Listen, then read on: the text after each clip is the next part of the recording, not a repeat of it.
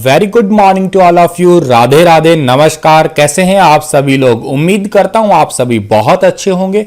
आज है 9 जून और 9 जून 2020 के इंपॉर्टेंट करंट अफेयर हम लोग इस वीडियो में जानने वाले हैं। तो आइए शुरू करते हैं। सबसे पहले दुनिया भर में कोरोना वायरस के केसेस कितने हैं?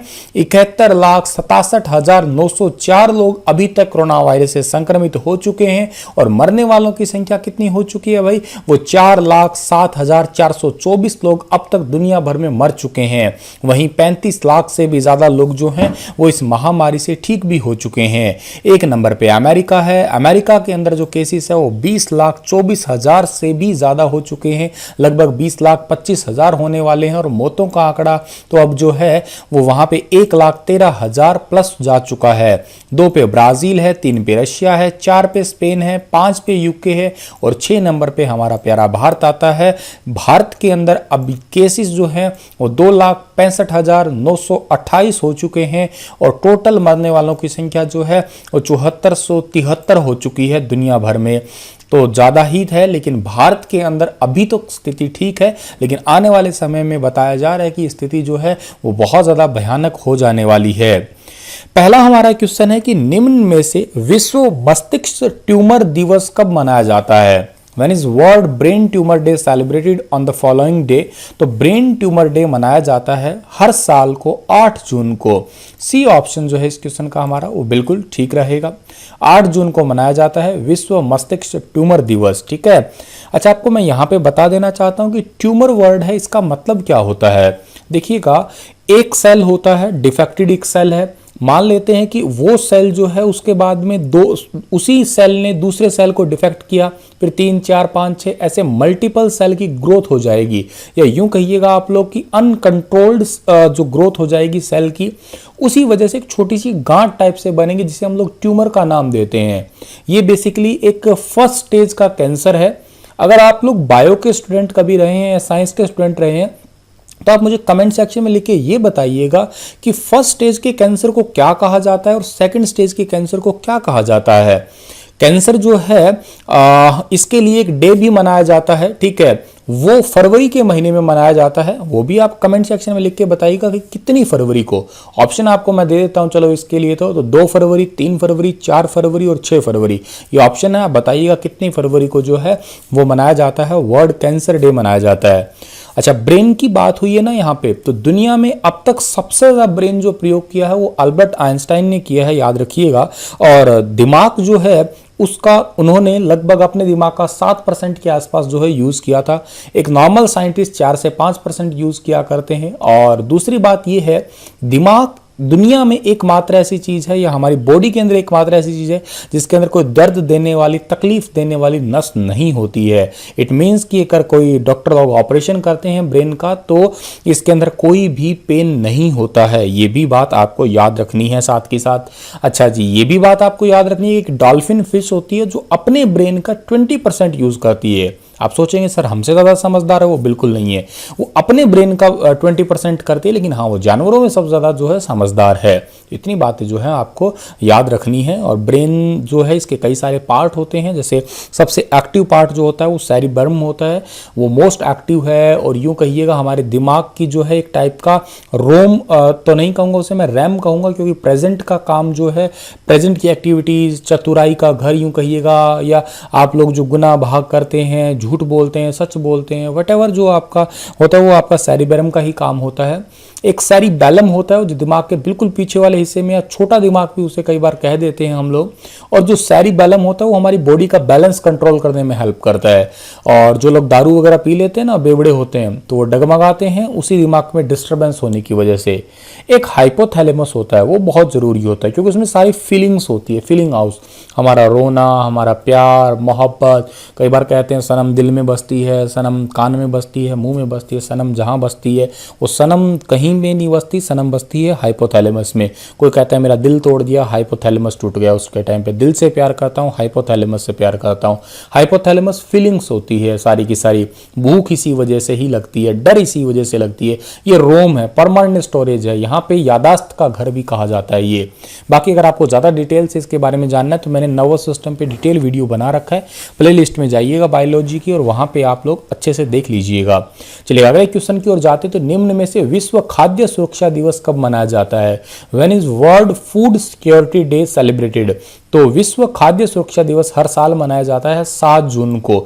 बी ऑप्शन जो है इस क्वेश्चन का हमारा वो बिल्कुल ठीक है। इस दिवस को मनाने का मुख्य उद्देश्य क्या होता है?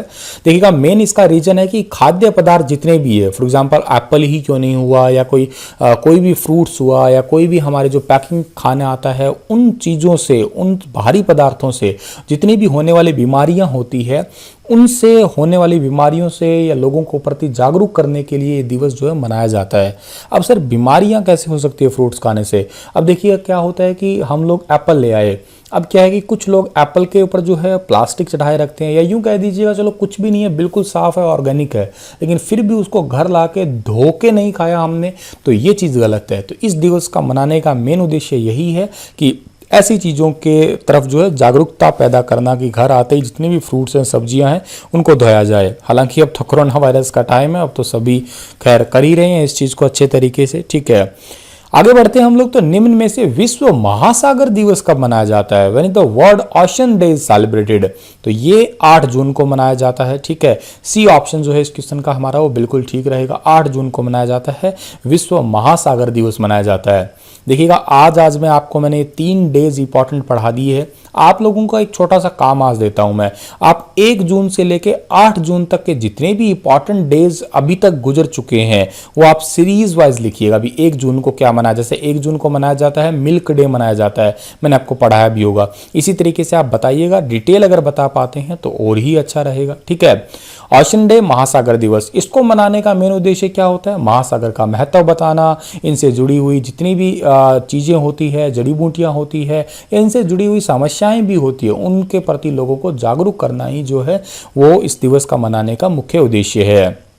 हाल ही में गृह मंत्रालय यानी कि हमारा जो होम मिनिस्ट्री है, उन्होंने सीमावर्ती क्षेत्र विकास कार्यक्रम, बॉर्डर एरिया डेवलपमेंट प्रोग्राम, इसके तहत कौन से देश से सटे सीमावर्ती क्षेत्रों के लिए उनको ठीक बनाने के लिए नए दिशा निर्देश जारी किए हैं। तो अभी हाल ही में हमारे गृह मंत्रालय ने जो बॉर्डर एरिया डेवलपमेंट प्रोग्राम जो है वो लॉन्च किया है, ताकि सीमा से सटे हुए लोगों को समृद्ध बनाया जा सके। कौन सी राज्य की सीमा के, तो कौन सी देश की सीमा के आसपास जो लगे हुए हैं उनको वो डेवलपमेंट करने वाले हैं, तो वो देश है चीन देश। सी ऑप्शन जो है इस क्वेश्चन का हमारा बिल्कुल ठीक है। 2021 का जो बजट था ना, उसके अंदर इन्हीं सीमावर्ती क्षेत्रों के विकास के लिए तकरीबन 784 करोड़ रुपए आवंटित किए गए थे। लास्ट ईयर जो है 2019-20 का जो बजट था उसमें ये थे 825 करोड़ रुपए आवंटित किए गए थे, हालांकि कम थे इस बार के ये।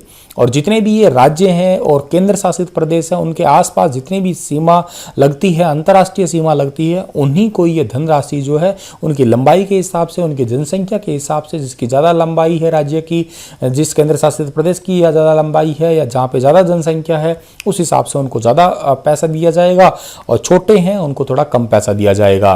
गृह मंत्रालय की हुई है, तो देखिए गृह मंत्रालय की स्थापना हुई थी 15 अगस्त 1947 को, और वर्तमान में हमारे जो गृह मंत्री हैं उनका नाम है अमित शाह। अच्छा देखिएगा, इसका हेडक्वार्टर कहाँ पे है? वो है न्यू दिल्ली में। कौन कौन से डिपार्टमेंट आते हैं, जैसे आईबी डिपार्टमेंट है, इंटेलिजेंस ब्यूरो है, डिपार्टमेंट ऑफ होम मिनिस्ट्री है, ये सारे के सारे इसी के अंतर्गत आते हैं। और बाकी गृह मंत्रालय जो है वो किसी 2 राज्यों की समस्याओं का भी निदान पाने के लिए भी बहुत ज़्यादा जरूरी होता है। इसके मिनिस्ट्री एग्जीक्यूटिव का नाम है अजय कुमार भल्ला, जो कि एक IAS अधिकारी हैं। चाइना की बात हुई है तो साथ के साथ चाइना का भी जिक्र कर लेते हैं। चाइना की कैपिटल बीजिंग है, करेंसी रिनमिनबे है, राष्ट्रपति का नाम शी जिनपिंग है, और भारत और चाइना की बॉर्डर को मैकमोहन लाइन कहा जाता है।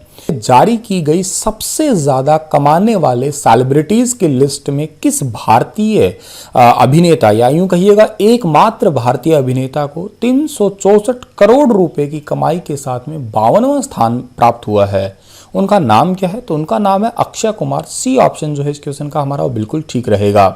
इनकी सालाना कमाई जो है वो 364 करोड़ रुपए है। अब देखिएगा, सबसे ज़्यादा कमाने वाली लिस्ट में तो ये शामिल हो ही गए। इन्होंने हॉलीवुड एक्ट्रेस विल स्मिथ और जेनिफर लॉपेज को जो है उनको भी पीछे छोड़ दिया है। जून 2019 से मई 2020 के बीच में इनकी कमाई 48.5 मिलियन डॉलर्स है, यानी कि 364 या 65 करोड़ के आसपास जो है इनकी कमाई आंकी गई है। और ये पोजीशन जो है इनकी 52वीं पोजीशन जो है वो मिली है इनको। विश्व चैंपियनशिप में स्वर्ण पदक जीतने वाले अमेरिका के किस पहले पुरुष जिम्नास्ट का हाल ही में निधन हो गया है?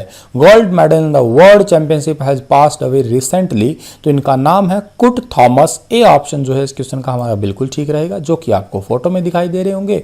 इनका वर्तमान में जो है निधन हो गया है। चैंपियनशिप में गोल्ड जीतने वाले अमेरिका के पहले जो पुरुष जिम्नास्ट थे, जिनका नाम कुट थॉमस है, इनका भी हाल ही में 64 वर्ष की उम्र में जो है निधन हो गया है।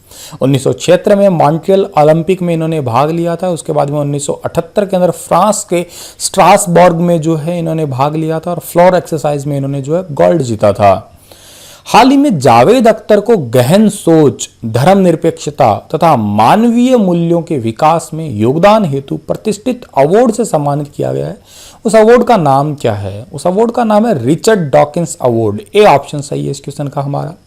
जावेद अख्तर आपको फोटो में दिखाई दे रहे होंगे, यही है जावेद अख्तर। इनको धर्म निरपेक्षता के लिए जो है प्रसिद्ध रिचर्ड डॉकिंस अवार्ड मिला है। अब ये अवार्ड दिया क्यों जाता है? ये अवार्ड दिया जाता है धार्मिक मूल्यों की जो है उनकी उद्घोषणा करना, सार्वजनिक रूप से तर्क संगत रहना, ठीक है। ब्रिटिशवादी विकास जीव विज्ञानी रिचर्ड डॉकिंस के नाम पे जो है ये पुरस्कार दिया जा रहा है। ये 2003 में पहली बार जो है वो शुरू किया गया था। इससे पहले बिल मेहर और क्रिस्टोफर हिसन्स को भी ये पुरस्कार जो है वो मिल चुका है, लेकिन ये पहले भारतीय जिनको मिला है ये पुरस्कार।